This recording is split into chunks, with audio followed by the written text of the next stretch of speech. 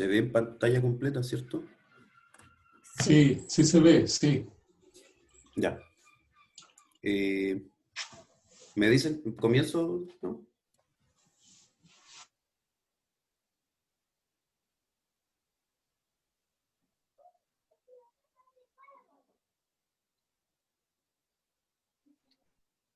Leo, ¿por qué le estás retando?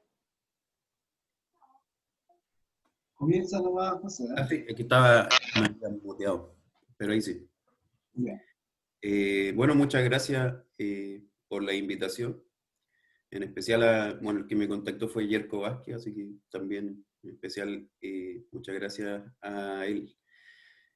Bueno, como decía María José, mi charla se titula Teoría de Jordansky, contorsión y ondas gravitacionales. Es básicamente lo que desarrollé durante mi tesis de doctorado, y lo que vamos a presentar ahora, bueno, está principalmente basado en este preprint que está en Archive, que está aquí puesto ahí abajito. Entonces, un esquema más o menos de lo que vamos a ver son un poco de las motivaciones de por qué nos llevaron a trabajar en estas teorías, y principalmente al caso de meterle torsión a la teoría. Luego, debido a que vamos a trabajar en el formalismo de primer orden, vamos a hablar sobre algunas herramientas matemáticas y operadores que definimos. También un poco sobre la identidad de Weissenbach y sobre una generalización que obtuvimos nosotros para la misma identidad de Weissenbach. Luego hablamos un poco sobre ondas gravitacionales, en el caso estándar, es decir, cuando las teorías no tienen torsión. Luego ya nos metemos de lleno a lo que es el lagrangiano de Jordansky, con torsión, que es lo que a nosotros nos interesa en el formalismo de primer orden. Y luego volvemos a ondas gravitacionales, ya en nuestros modelos, para realizarles perturbaciones lineales y estudiar la propagación y el límite iconal de la teoría. Y finalizamos con algunos comentarios.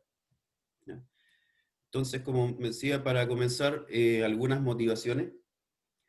En el caso estándar de gravedad, en 4 dimensiones, me refiero a relatividad general, la torsión es difícil de crear, ¿ya? Esto debido a que solo los fermiones son fuentes de torsión, es decir, en el lado derecho de las ecuaciones de Einstein uno debe introducir alguna fuente fermiónica para poder generar torsión.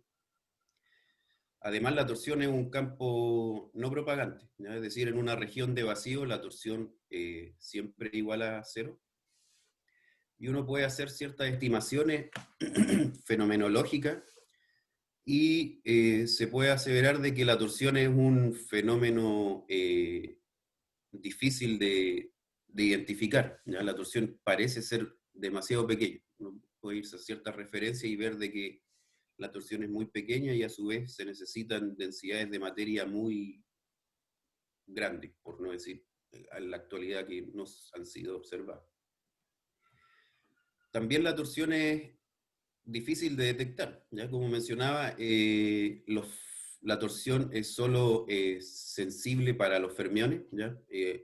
Campos de otro tipo no, siempre hablando en el caso estándar, ¿cierto? No hay otra forma de identificar la torsión. También podemos ver que alguna partícula clásica, en el caso estándar, siempre va a seguir curvas geodésicas, ¿ya? Independiente de si nuestra variedad o el espacio tiene torsión, la partícula siempre va a seguir geodésicas y no va a haber información sobre esta torsión. Y por otro lado, las interacciones conocidas, como por ejemplo las de Yang-Mills, tampoco tienen información sobre la torsión, ¿cierto? Aquí está el lagrangiano de Yang-Mills, y estas curvaturas que uno tiene aquí son siempre construidas con derivadas que no incluyen información sobre la torsión. Entonces, decimos que es difícil de detectar, siempre hablando en el caso estándar. Entonces, continuamos. Vamos a trabajar en el formalismo de primer orden. Es importante introducir los operadores que vamos a utilizar. Y primero que todo, quiero introducir el operador de Hodge, ¿ya? ¿Cierto que teniendo una variedad D dimensional, este operador nos lleva de una P forma a una D menos P forma? También es fácil identificar a la derivada exterior, que nos lleva de una P forma a una P más 1 forma, y podemos construir con el operador de Hodge y la derivada exterior lo que es la coderivada, ya que nos lleva de una P forma a una P menos 1 forma. Y explícitamente es definido como la cantidad que está aquí abajo, ¿ya? Se lo opera a la izquierda y al lado derecho de la derivada exterior con el operador de Hodge, y alguna corrección de signo, que es lo que está aquí adelante. Explícitamente, cuando esta coderivada actúa sobre una P-forma, lo hace de la siguiente manera, ¿ya? Notemos aquí nuevamente de que la derivada exterior como la coderivada están siempre definidas a través, si uno lo lleva al caso de coordenadas ya, están definidas a través de del operador nabla, que este circulito encima va a definir que son cantidades sin torsión, ¿ya? Nuevamente tenemos que no hay información sobre la torsión en estos operadores.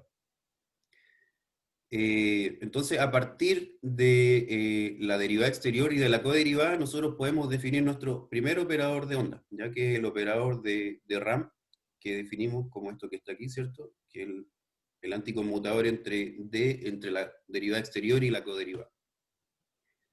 Y también definimos lo que es el operador de onda de Bochel-Beltrami, que es esta cantidad que está aquí, a través ¿cierto? De la derivada covariante sin torsión nuevamente.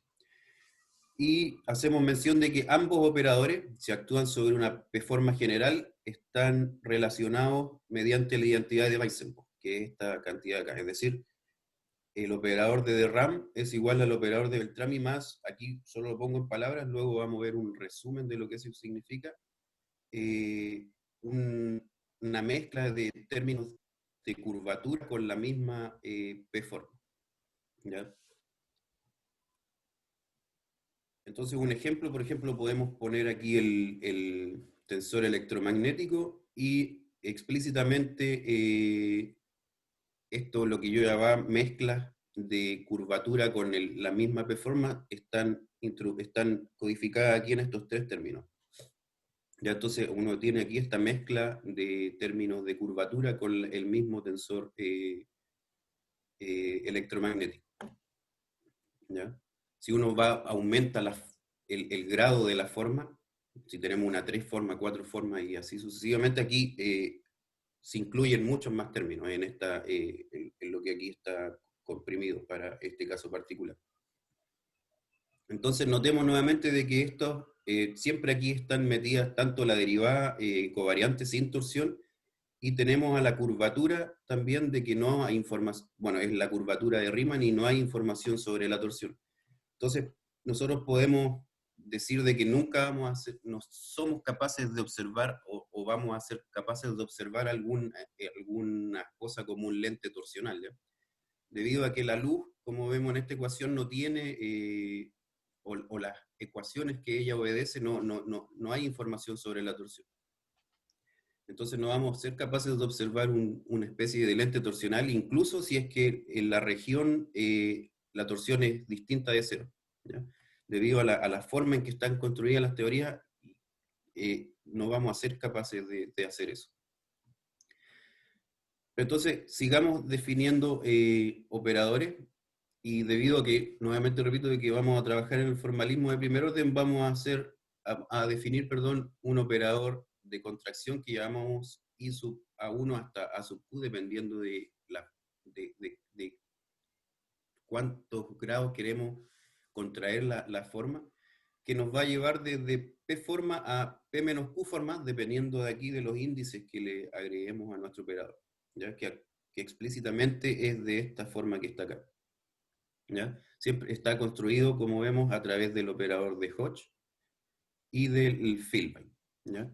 Pero el caso importante para nosotros va a ser el caso en cuando simplemente tenemos un índice en nuestro operador, ¿ya? Cuando es simplemente I sub A, y podemos mencionar de que cumple con dos reglas importantes para nosotros, que son, primero, una regla de Leibniz, ¿cierto? Actuando sobre dos formas, tiene aquí una corrección de signo, y además de que el operador es nilpotente, ¿ya? Si actuamos 2 veces con el mismo, es igual a 0.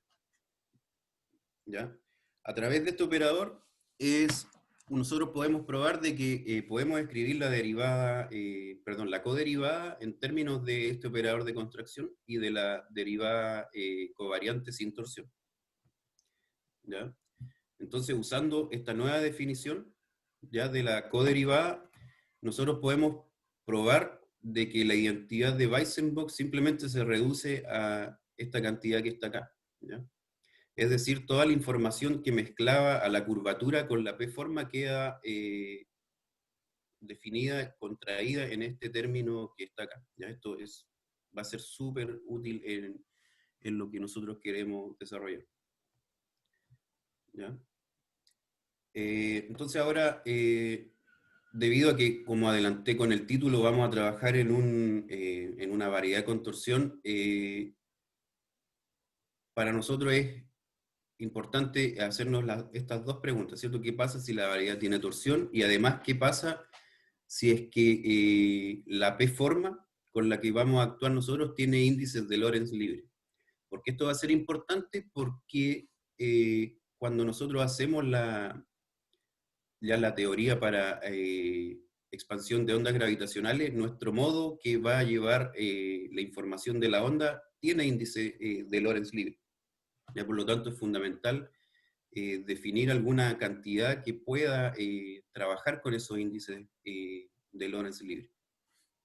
Entonces, para tratar de generalizar esa idea de los operadores que recién definimos, una idea natural primero sería una generalización de lo que nosotros llamamos coderivada, ¿ya? Que es lo que vamos a llamar la D mayúscula, que sería la derivada covariante DAGA, y que simplemente es una generalización de la coderivada, ¿ya? ¿Cierto? Aquí una vez más actúa con el operador de Hodge 2 veces, y tratamos de definir el operador de RAM generalizado, de esta forma.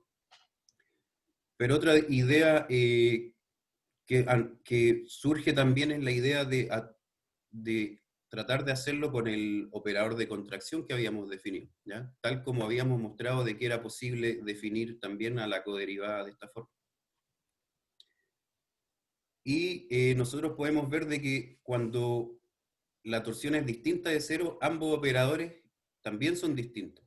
Sin embargo, que cuando la torsión es nula, es decir, cuando aquí le ponemos círculo a la derivada covariante, ambos operadores van a coincidir.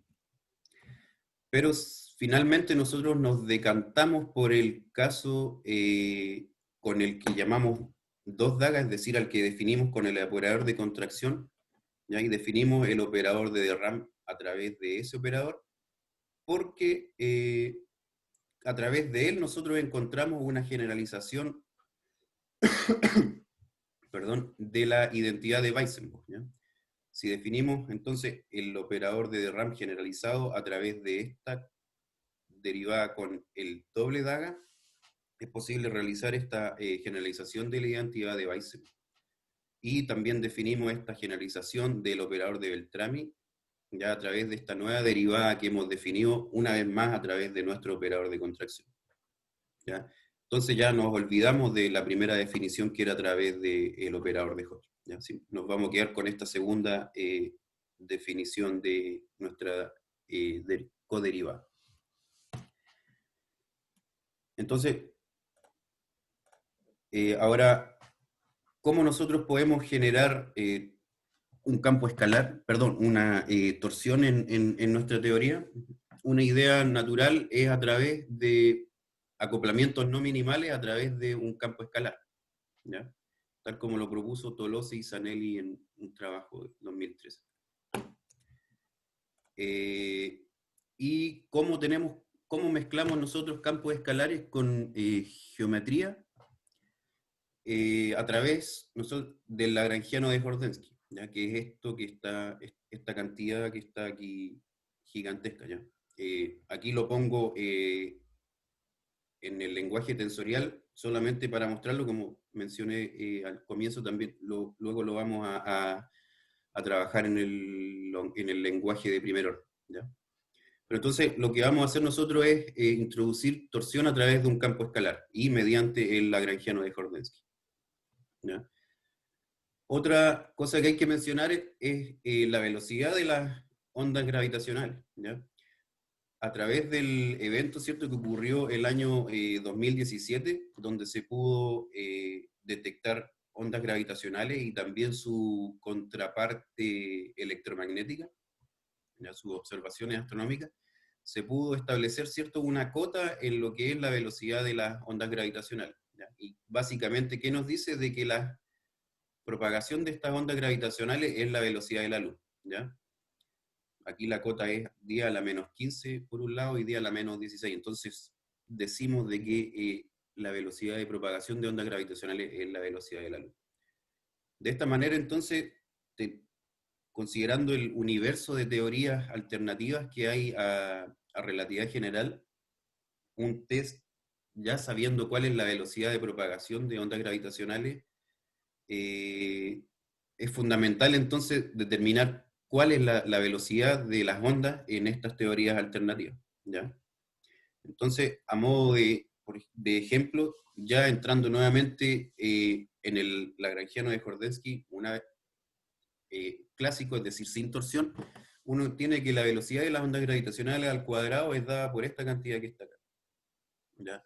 Entonces, si sabiendo ahora de que la velocidad de las ondas es la velocidad de la luz, inmediatamente a las funciones que contiene el lagrangiano de Jordansky deben ser restringidas, ¿ya? Entonces tenemos que g sub 4x es igual a 0 y esta g sub 5 también es igual a 0. De manera entonces de que el lagrangiano de Jordansky, que de todo la cantidad que había mostrado anteriormente que sobrevive y que sí tiene la velocidad correcta para ondas gravitacionales, es simplemente este lagrangiano que tiene acá, que tenemos acá, ¿ya? Muchos de los términos deben ser llevados a cero, ¿ya?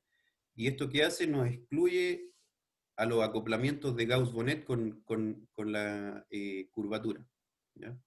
Nos deja ya una familia mucho más pequeña de lagrangiano de Jordansky, ¿ya? Importante, como mostré, el lagrangiano de Jordansky es muy grande y es más fácil reconocerlo como una familia de teorías. Entonces, finalmente, el que reproduce correctamente la velocidad de ondas gravitacionales es este que está acá, ¿ya? Y a modo de resumen, entonces, luego de las observaciones del año 2017 y su contraparte electromagnética, uno puede establecer qué parte de Jordansky sobrevive, ¿ya?, o no se vio afectado por la velocidad de ondas gravitacionales, y la parte que ya no es válida, ¿ya? Entonces aquí, a modo de resumen, quedan afuera en lo que es y que ha sido muy estudiado, que es el FAB4, y lo que mencionábamos anteriormente, que son el acoplamiento del campo escalar al término de Gauss-Bonnet. Y generalizando a otras teorías más allá de Jordansky, también tenemos que teorías de Dijós de algún tipo han sobrevivido, mientras que otras se han visto afectadas, ¿ya? Entonces aquí, es importante nosotros aquí que el término de Gauss-Bonnet haya quedado fuera, porque ahora cuando vamos a ver el caso y qué ocurre cuando hay torsión en nuestra variedad.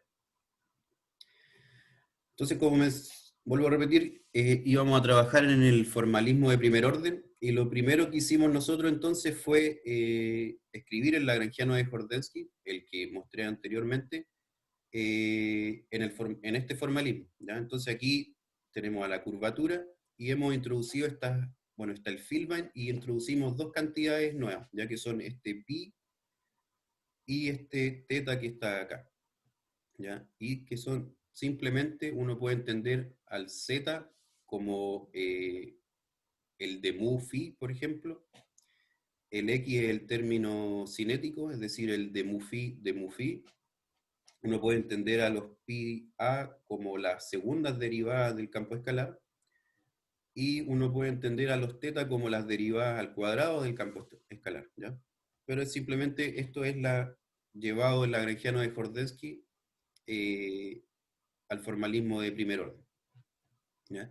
Entonces nosotros, dado que ahora le queremos dar la libertad a nuestra teoría de tener torsión, vamos a decir, o podemos reconocer de que cualquier acoplamiento no minimal es fuente de torsión, ¿ya? Se tiene también de que los términos pi, es decir, los que son las segundas derivadas del campo escalar, también son fuente de torsión, pero en general se tiene que las derivadas, cualquier derivada del campo escalar va a ser fuente de torsión, ¿ya? Una cosa importante que se debe mencionar es de que, bueno, en el caso estándar, es decir, cuando no hay torsión, Jordansky estableció el teorema de que este es el lagrangiano más general que nos lleva a ecuaciones de segundo orden para sus campos, es decir, en este caso para la métrica y para el campo escalar. Esto, vuelvo a repetir, es cuando la torsión es cero. Sin embargo, esta afirmación no puede ser hecha cuando la torsión es distinta de cero. Es más, uno puede agregar nuevos términos al lagrangiano. Aquí nosotros, en el lagrangiano número 3, nos restringimos simplemente a la teoría y a los términos originales de Jordansky. En el caso con torsión, aquí uno podría agregarle nuevos términos, pero eso no lo hicimos y no es fundamental para el desarrollo de lo que queríamos hacer. Otra cosa que es importante mencionar es de que para volver al caso estándar, es decir, el caso sin torsión, no es posible simplemente decir de que la torsión es cero, ya no podemos imponer de vuelta esa condición, ¿ya? ¿Por qué? Porque habíamos dicho de que la torsión es proporcional siempre a derivadas del campo escalar. Entonces, si vamos a volver al caso sin torsión, estaríamos quitándole dinámica al campo escalar, es decir, estaríamos llevando esto a un campo escalar constante. Entonces, la forma correcta de volver al caso estándar es incluyendo en nuestra teoría, ¿ya? Teniendo nuestro lagrangiano con torsión, es incluirle un multiplicador de Lagrange, ya que esto, el lambda sub a que definimos acá. Y una vez hecho eso, uno calcula las ecuaciones de campo para el Filbine, para la conexión de spin, y recién ahí uno puede imponer torsión cero y tratar de resolver el multiplicador de Lagrange, ¿ya? Y finalmente queda resuelto mediante esta ecuación que está acá, donde esto epsilon AB son las ecuaciones de campo para la conexión de spin, ¿ya? Pero se puede resolver ese multiplicador de Lagrange y volver al caso estándar, ¿ya? Entonces, la pregunta que nosotros queríamos resolver es si estos acoplamientos torsionales cambian la velocidad de propagación de ondas gravitacionales, ¿ya? Es decir, nos van a dar una velocidad correcta al incluirle torsión, o vamos a seguir teniendo una velocidad anómala, o cómo tenemos que restringir nuestra teoría. Esas eran las preguntas que queríamos nosotros responder. Entonces, para hacer el estudio ya de las ondas, consideremos las perturbaciones a nuestros campos, ¿ya? Vamos a tener el Filbine, que vamos a definir como un Filbine de background. Todo lo que ahora tenga barra encima van a ser background. Entonces ahora vamos a tener nuestro background más esta perturbación del Filbine, que va a ser este H sub A. La conexión de spin tiene su background y vamos a hacerle una perturbación que va a ser, y nosotros pudimos mostrar de que se puede hacer a través de una perturbación que depende de la perturbación del Filbine, que llamamos U sub AB, más una perturbación que es netamente torsional, que es este V cursiva AB. Y ahí también definimos nuestra perturbación al campo escalar a través de este bar phi, ¿ya? Como mencionaba, esta expansión de la conexión de spin, perdón, la perturbación UAB, que es netamente depende de la perturbación del Filbine, es dada por esta cantidad que está acá, ¿ya? Eso es importante, de que se pueda escribir siempre la perturbación en términos de algo que depende de la perturbación del Filbine. Entonces, a modo de ejemplo, vamos a hacer la perturbación sobre simplemente el término de Einstein-Hilbert, ya que la cantidad que está acá. Y si nosotros le realizamos las fijaciones de gauge correspondientes, ya más, o sea, es decir, hacemos esta transformación a nuestra perturbación y además le aplicamos el gauge de Lorentz, que en términos de del formalismo de primer orden es esto que está acá, la segunda ecuación. Encontramos de que la ecuación de onda, simplemente incluyendo torsión y simplemente al término de Einstein-Hilbert, es dado por esta ecuación grande aquí, la número 4. ¿Ya? Lo importante de aquí es, bueno, aquí defino todas las cantidades, pero lo importante es que nuestra métrica de background, HAB tilde, se acopla tanto a la torsión de background como a la curvatura de background. ¿Ya? Eso lo podemos ver mediante este término que está aquí, por ejemplo, para la curvatura de background, y tenemos el acoplamiento aquí, por ejemplo, a la torsión de background. También uno puede ver de que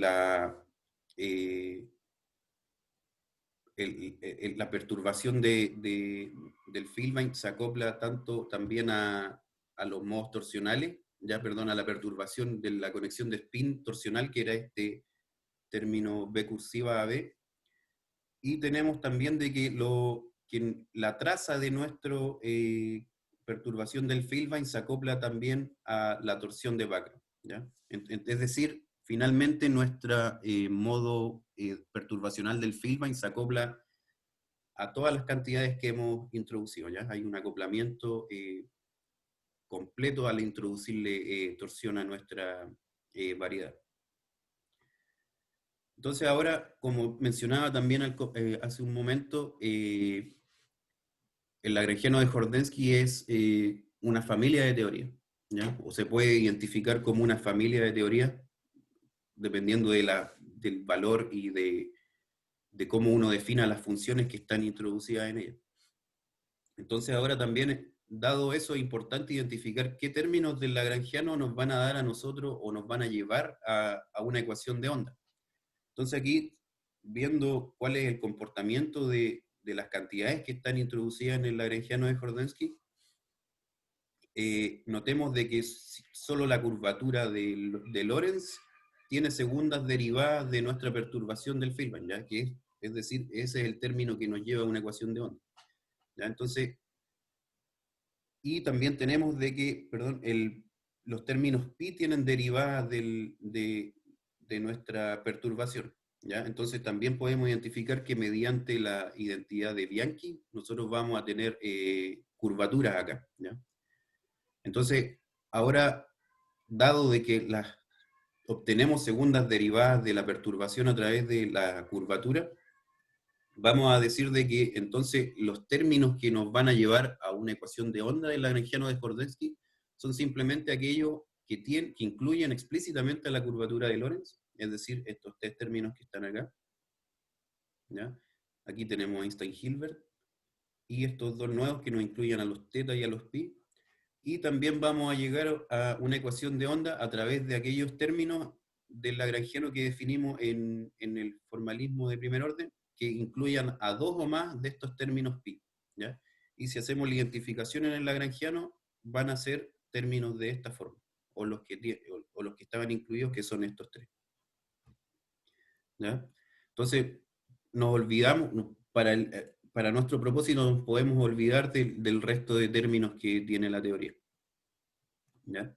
Entonces ahora esto lo vamos, ya considerando qué términos nos van a llevar a un lagrangiano que nos lleve a una onda gravitacional, consideremos el caso particular de esta teoría de Jordansky, ¿ya? Donde hemos definido este nuevo f, que tiene la curvatura y dos Filbane, pero si hacemos la multiplicación aquí el producto aquí entre los dos f, vamos a tener un RR, ¿ya? Es decir, un término de Gauss-Bonnet, y vamos a tener el término de Einstein-Hilbert, y vamos a tener ¿cómo se llama? La constante cosmológica, ¿ya? Y aquí tenemos estos términos que nos van a incluir acoplamientos no minimales a través de estos potenciales, ¿ya? Pero lo importante es que tenemos el término de Gauss-Bonnet, ¿ya? Aquí tenemos explícitamente las ecuaciones de campo, ¿ya? Esta es la ecuación de campo para el Filbane, la ecuación de campo con respecto a la conexión de spin. Debido a que tenemos torsión, entonces tenemos que el Filbane y la conexión de spin son campos independientes. la ecuación con respecto al campo escalar, que es una especie de ecuación de Klein-Gordon con una fuente, y estos son simplemente los términos de orden. ¿Ya? Entonces, debido a que tenemos torsión, nosotros vamos a, y debido nuevamente a de que la conexión de spin es independiente del feedback, vamos a tener entonces de que los acoplamientos de Gauss-Bonnet nos van a contribuir a la velocidad de ondas gravitacionales, ¿ya? Eso sí ocurría en el caso estándar, ¿ya? Eso se debía de que la conexión de spin sí dependía del feedback, ¿ya? Pero nosotros tenemos, ¿cierto? Al ser independientes, cuando variemos el término de Gauss-Bonnet con respecto al feedback, vamos a tener que esa variación es cero, ¿ya? Esto es porque son campos independientes, ¿ya? Entonces, en la ecuación con respecto a la conexión de spin, habíamos introducido este multiplicador de Lagrange. Vamos a tener derivadas de ese multiplicador de Lagrange, o sea, si nosotros queríamos volver al caso estándar, y esos términos van a ser proporcionales a la curvatura de Lorentz, ¿ya? Entonces, estos nuevos términos que incluyen a la curvatura de Lorentz nos van a llevar a contribuciones que son distintas de cero, ¿ya? Y que nos van a afectar a la nueva velocidad de ondas gravitacionales en nuestra teoría, cuando tenemos torsión, ¿ya? Entonces, ¿esto a qué nos va a llevar? Que en el límite iconal, como vamos a mostrar pronto, nos lleva a una modificación de la relación de dispersión para ondas gravitacionales, ¿ya? Con respecto al caso estándar en que teníamos al acoplamiento de Gauss-Bonnet. Entonces, en un trabajo de Fernando Izagurrieta, Eduardo Rodríguez y Omar Valdivia, ellos, para realizar este estudio de ondas gravitacionales ahora y para estudiar su velocidad, era necesario hacer estas perturbaciones a segundo orden, ¿ya? Entonces, lo que ellos hicieron fue un estudio a segundo orden de las perturbaciones, donde nuevamente podemos escribir estos U en términos de nuestro H, de nuestra perturbación del feedback, y a segundo orden también queda escrito en términos de la perturbación del feedback, ¿ya? ¿Por qué muestro esto? Porque tenemos que también ver cuáles son los términos que lideran, luego cuáles son los que contribuyen a mayor grado en las ecuaciones de campo, ¿ya? Simplemente de completitud, entonces la torsión se puede expandir también a segundo orden, y las expansiones son dadas por estas cantidades que están acá, ¿ya? Entonces ahora vamos a hacer el estudio de tamaños y de frecuencias para determinar cuáles son los términos que nos van a contribuir en nuestra ecuación, cuáles son los términos dominantes. Entonces, tenemos que partir diciendo que una onda gravitacional es bien definida cuando cambios pequeños y rápidos se mueven sobre un background que varía lentamente, ¿ya? Este background va a tener una longitud característica que vamos a denominar L, ¿ya? Entonces, para hacer el estudio de tamaño, nosotros elijamos de que normalicemos las componentes de nuestro feedback a 1, ¿ya? Entonces podemos decir de que nuestra torsión va a ser del orden de 1 sobre L, ¿ya? Donde había este L es la longitud característica de nuestro background. La conexión de spin también va a ser del orden de 1 sobre L. Y la curvatura de Lorentz va a ser del orden de 1 sobre L cuadrado, ¿ya? También tenemos nuestras perturbaciones, ¿cierto? Que son el H y el V cursiva, ¿ya? Y estas van a tener unas longitudes características que denominamos lambda sub H y lambda sub V, de manera que sus derivadas van a ser del orden de H sobre lambda sub H, y para el modo torsional va a ser de V cursiva sobre lambda V cursiva, ¿ya? Una vez así hecho el análisis, nosotros podemos ver de que teniendo estas longitudes características, lambda sub H sobre L es mucho menor que 1, y lambda sub V sobre L también es mucho menor que 1, ¿ya? De manera entonces de que haciendo la comparativa entre los términos que ya nos sobrevivían en nuestro modelo,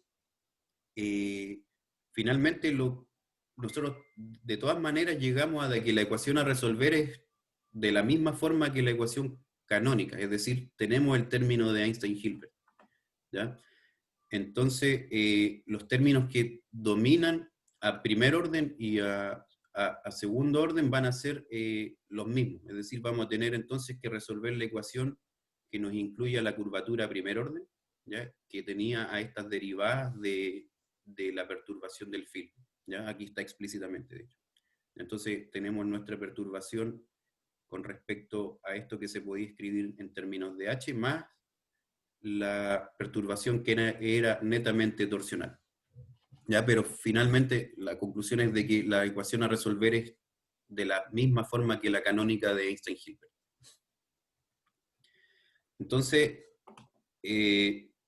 llevado ya a resolver, podemos mostrar de que la ecuación de Einstein-Hilbert a primer orden puede ser escrita de esta forma, de lo que está al lado derecho, ¿ya? Donde hemos introducido este nuevo W sub m, que es esta cantidad, la número 6.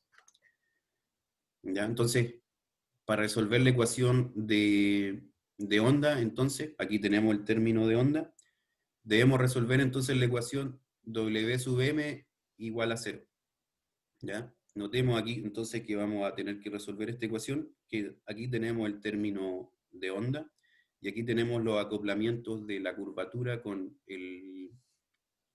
la perturbación del Filbine, y aquí tenemos, por ejemplo, derivadas de nuestro modo torsional. ¿Ya? Algo que es importante mencionar también, bueno, aquí teníamos también este segundo término que tiene nuestro operador de contracción con el W, ¿ya? Una especie de traza, ¿ya? Entonces, bueno, estábamos diciendo de que hay que resolver W sub m igual a 0, pero tenemos este nuevo término de acá. Sin embargo, se pueden decir dos cosas de este término, ¿ya? Una cosa es que en el caso estándar, uno siempre puede realizar lo que se conoce como el gauge TT, ¿ya? Es decir, que este H, la traza del H sea igual a 0, de manera que este término es 0. Y como decía, eso siempre se puede hacer en el caso estándar.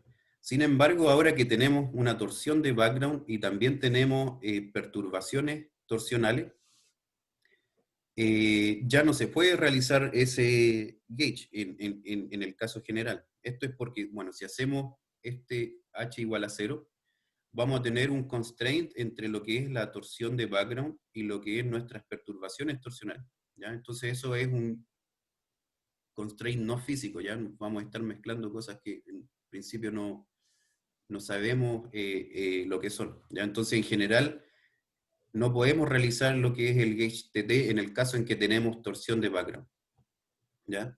Sin embargo, haciendo una vez más el análisis de tamaños de estos términos, vamos a encontrar también de que termina siendo irrelevante comparado con los términos que nos salen de acá, ¿ya? Entonces, finalmente, también nos reducimos al caso de resolver la ecuación número 6 igual a 0, ¿ya? Es decir, esto lo podemos despreciar a la larga, independiente de que no se le pueda hacer el gauge TT. Entonces, para resolver la ecuación de onda que teníamos ahí, nosotros lo vamos a hacer en el límite iconal, y para ello entonces nuestra perturbación del Filbine lo vamos a separar en una fase, que por simplicidad vamos a considerar que esta fase es igual tanto para nuestra perturbación del Filbine como para la perturbación torsional, y estas son las componentes de las perturbaciones, esto H cursiva A y el B a B, ¿ya? Entonces, teniendo la condición de Lorentz, que en el caso con torsión es dada por esta ecuación de acá, y donde definimos el vector de onda como K igual a d teta, que es la derivada de nuestra fase, tenemos entonces de que las ecuaciones a resolver son estas que están acá, ¿ya? Si nosotros ahora nuestras componentes de las perturbaciones las definimos como unas superposición. Entonces, a primer orden, la ecuación a resolver para W sub m igual a 0 nos implica esta ecuación que es la ecuación número 7. ¿Ya? Y esto es simplemente la relación de dispersión canónica. Ya tenemos K o Camu igual a 0. ¿Ya? Es decir, si nosotros derivamos esa ecuación, nos encontramos con esta, la ecuación número 8, que es la ecuación canónica para la relación de dispersión. ¿Qué significa eso? Entonces, de que las ondas gravitacionales viajan a lo largo de geodésicas nulas, y no a través de autoparalelas como uno podía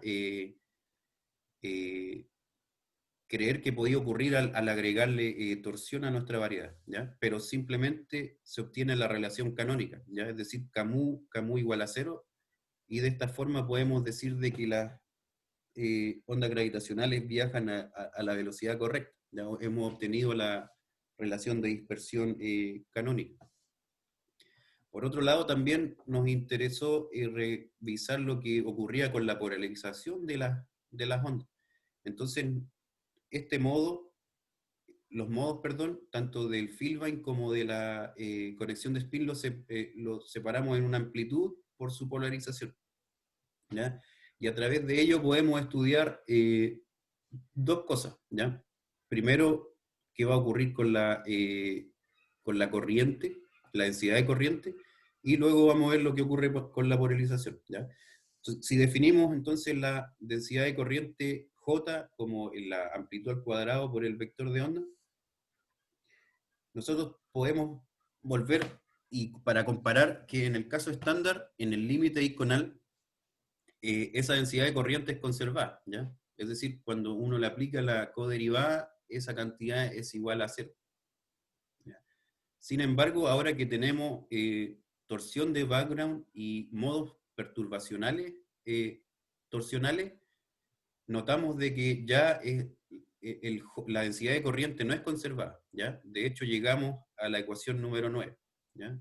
Entonces, aquí el lado derecho nos dice que si queremos volver al caso estándar, necesitamos que tanto la torsión de background, que es el TABC, como los modos torsionales, que son el B, sean igual a 0, ¿ya? En cualquier otro caso, tenemos una ecuación ya distinta, ¿ya? Solo si sobrevive la torsión de background, o solo si tenemos modos torsionales de perturbación, va a ser una ecuación distinta, ¿ya? Y ya la cantidad no va a ser conservada. Por otro lado, la polarización ya no es transportada paralelamente a través de la trayectoria de las ondas gravitacionales.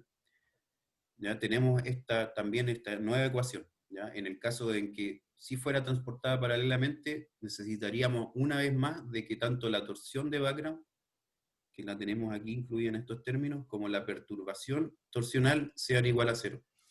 ¿Ya? Entonces, también encontramos que la polarización ya no va a seguir el caso estándar.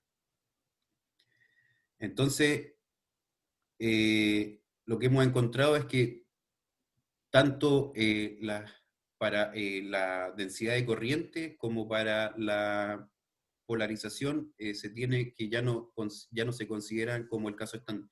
Tenemos que la torsión de background como los modos torsionales de perturbación nos van a llevar a comportamientos distintos.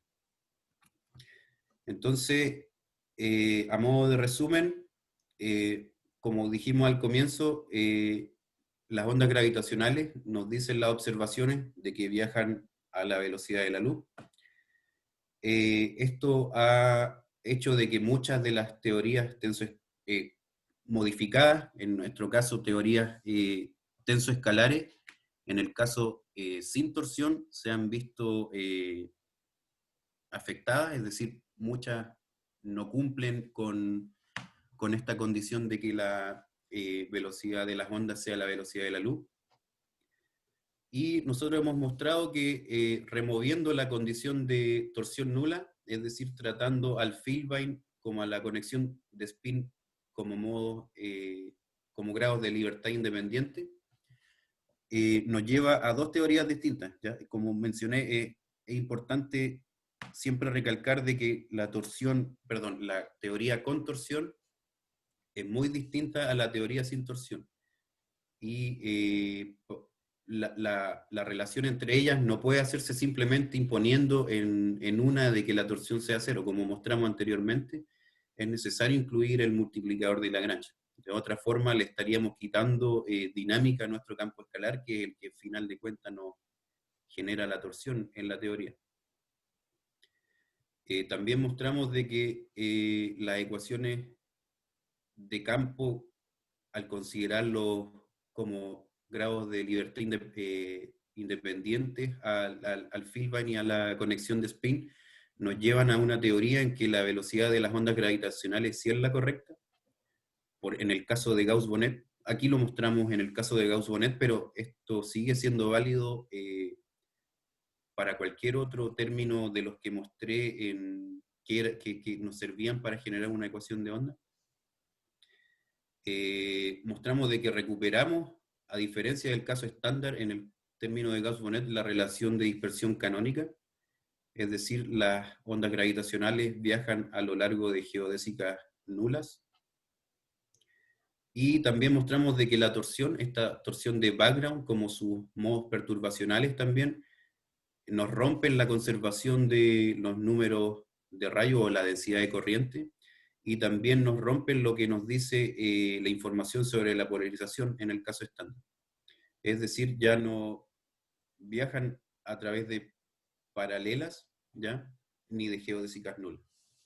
¿Ya? Eso, una vez más, entonces, la torsión de background nos afecta a lo que nosotros tenemos o lo que nos dice la observación. ¿Ya? Y eso es todo. Muchas gracias una vez más por la invitación, y agradecer a la Universidad de Concepción y a CONICET que financió esta investigación. Y al Instituto de Matemáticas de República Checa, donde parte de este trabajo también fue realizado. Muchas gracias por su tiempo. Bueno, José, muchas gracias por tu charla. Ahora podemos dar la palabra por si alguien quiere hacer preguntas. Bueno, mientras piensan, yo tengo un par de preguntas. Primero que nada, la motivación teórica de ustedes para proponer Hordesky con torsión es principalmente para tratar de ajustar la velocidad de propagación de las ondas gravitacionales, ¿o tenían alguna otra motivación teórica de fondo, digamos? En un comienzo, más que todo, estábamos interesados en esto, porque esas observaciones fueron 2017, nosotros empezamos esto en 2016. Ah, ok, fue antes. Pero era más que todo estos acoplamientos no minimales que uno podía generar entre un campo escalar y la geometría. ¿Ya? Eso nos permitía a nosotros, con el lagrangiano de Hordensky, poder generar torsión a través de algo que no fuera fermiónico. Uh-huh. Ese fue como un punto de partida. Ya era esto de que estos acoplamientos no minimales nos pudieran generar torsión. Y luego de eso nació esto, bueno, de las observaciones, y tratamos de comparar ver qué ocurría con nuestro resultado para ondas gravitacionales. Ahí se fue desarrollando la idea. Primero ustedes estaban estudiando, digamos, este acoplamiento, o sea, esta forma de generar torsión con el campo escalar, y después lo aplicaron a Hordensky. Sí. Ah, ya. Ok. Pero esto es muy reciente, ¿no? Como que no lo han estudiado, por ejemplo, alguna predicción a nivel cosmológico. ¿Hay alguna...? Yo no, pero mi profesor Fernando Isaurieta ha sacado últimamente algunos papers sobre cosmológicos con torsión, donde ha obtenido ciertos resultados para energía oscura. Ha podido establecer estos parámetros para energía oscura, se lo ha llevado o atribuido a los términos torsionales. Ha podido establecer ciertas relaciones ahí. Uh-huh. Uh-huh. Y otra pregunta básica también. las ecuaciones de movimiento de esta Horndeski con torsión ¿todavía son de segundo orden? Sí, como mencionaba ahí, lo que no es válido ahora es el teorema de Horndeski que nos asegura de que este es el lagrangiano más general con ecuaciones de segundo orden. Con Para el torsión. caso con torsión. Eso no lo podemos asegurar. Pero las ecuaciones son de segundo orden. Ah, ok. O sea, lo de ustedes es como un caso particular en el cual ustedes pueden agregar torsión y las ecuaciones son de segundo orden, pero no es el caso más general con torsión, ¿no? Claro. Ujú, O sea, no se puede aseverar de que sea el más general con ecuaciones de segundo orden. Esto es porque ujú. le podemos agregar nuevos términos también. Sí, Uno que sí, se- no, la verdad es que debe ser un campo más o menos inexplorado, digamos. ¿Cuántos términos puedes agregar que tengan torsión? Y además ustedes están agregando torsión de una manera no convencional, digamos. O sea, Claro. lo otro sería que ustedes directamente agreguen la torsión ahí. Pero sí, eso me trae también a otra duda que tenía. ¿En qué momento aparece la conexión de spin? Porque... Ya, en la definición de la curvatura de Lorentz, ahora nosotros definimos la curvatura a través de esta conexión de spin que sí tiene torsión en principio. ujú, Ya no es la curvatura de Riemann, sino que la de Lorentz que la ujú, podemos generalizar.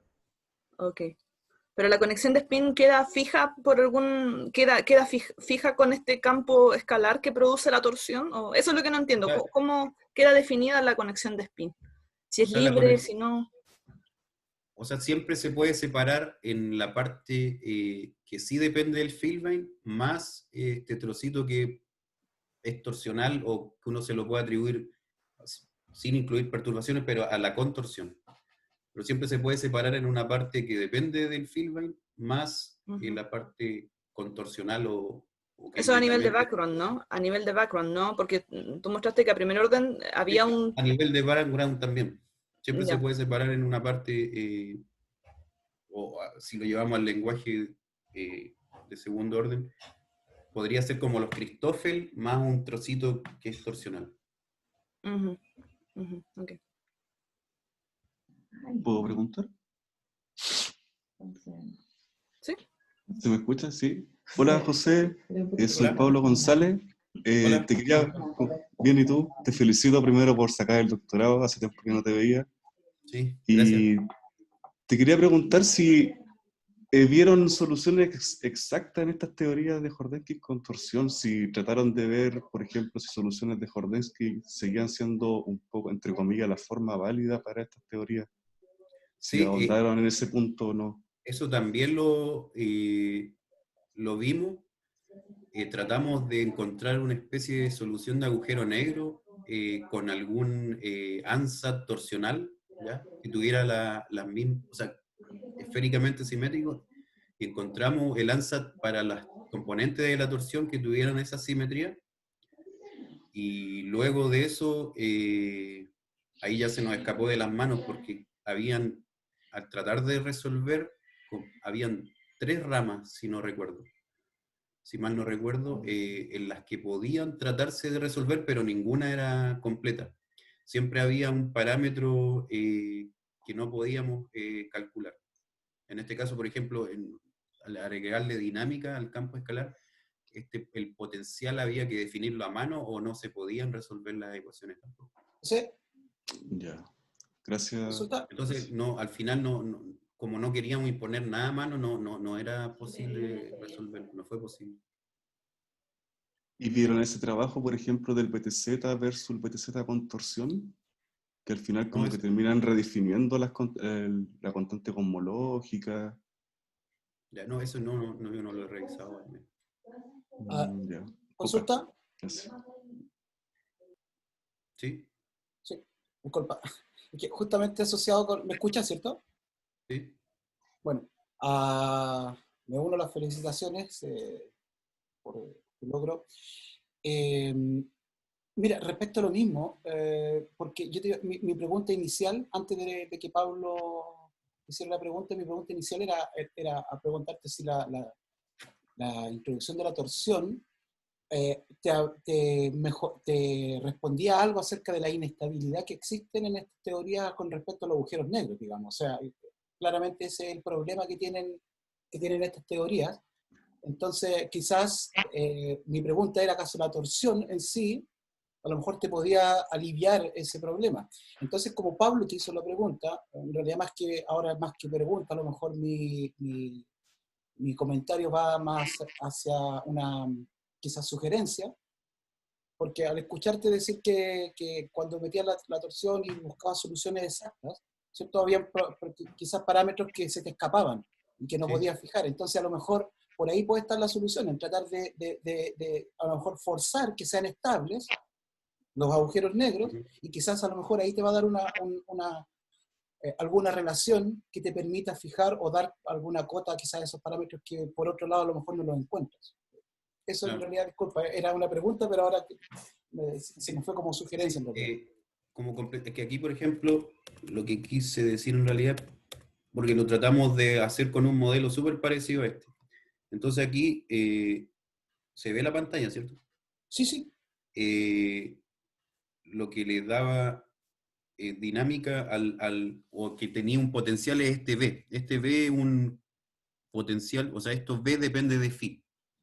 Entonces, cuando tratábamos de resolver, nosotros no queríamos imponer nada, era como que el modelo se definiera solo. Entonces, para poder resolver todas las ramas que podíamos tener de soluciones, nos pedía de que definiéramos este V.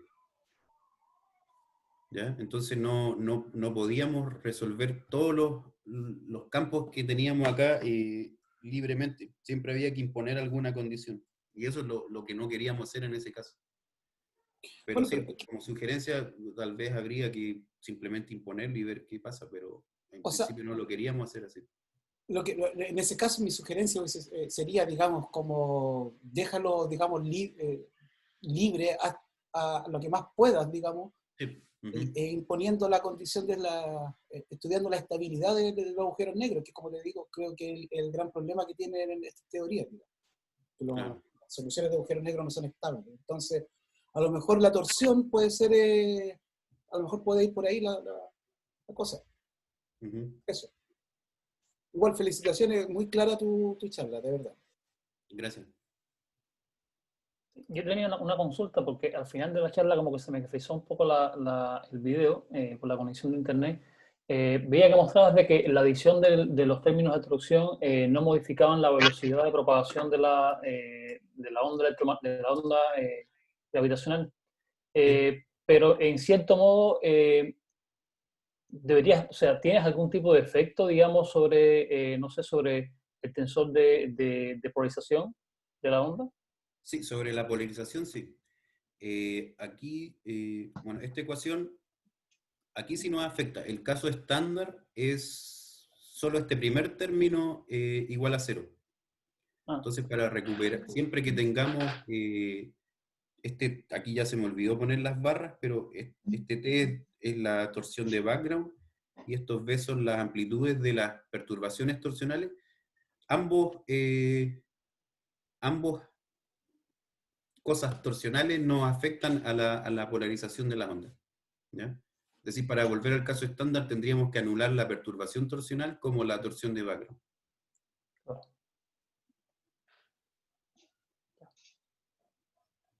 ¿Ya? Y otra cosa, siempre importante de que todo esto lo hicimos bajo el límite eikonal. ¿Ya? Fuera de él, incluso en el caso de relatividad general se han encontrado resultados extraños, es decir, velocidades anómalas, pero en este régimen la cosa pareciera así funcionar. ¿Ya? Eso no lo mencioné, pero es importante. Ya incluso fuera del límite eikonal se han encontrado velocidades anómalas para la velocidad de la luz. Ni siquiera para la velocidad de la onda gravitacional, ¿ya? Para la velocidad de la luz. Pero en este régimen, que pareciera ser correcto, la velocidad es la velocidad de la luz la que corresponde. La de las ondas y la de las ondas gravitacionales como la de la electromagnética. Es la correcta.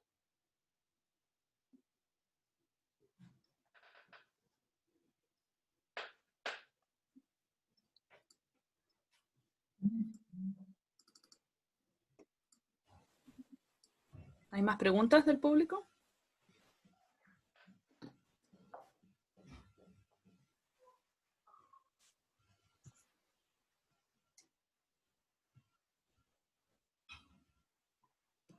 Pueden escribir en el chat o activar su micrófono.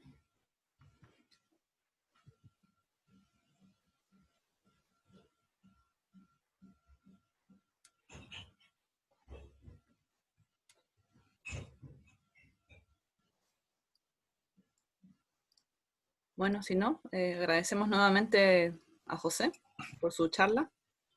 Muchas gracias también por estar en Gracias a ustedes por la tiempo. invitación.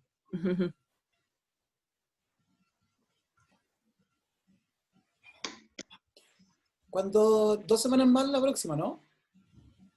Sí. Sí, sí, 2 semanas más. Perfecto. Ahí va a llegar la invitación, como siempre. Viene desde Tarapacá. Ya. Sí, Pablo González va a ser nuestro charlista, conferencista en un par de semanas más, sí. Pablo González N, digamos, del norte. Pablo González Norte, sí. Aquí estoy por si acaso. Ah, bueno. Ahí se Pablo, escuchó. ¿qué tal? Hola, hola. Hola. Bien, pues estaremos entonces esperando. Perfecto. Suerte, me voy yo, que estén muy bien. Gusto saludarlo a todos. Igual. Chao. Hasta luego. Chao. Bueno, Chao, chao. Chao, chao, nos vemos. hay que devolver la pantalla.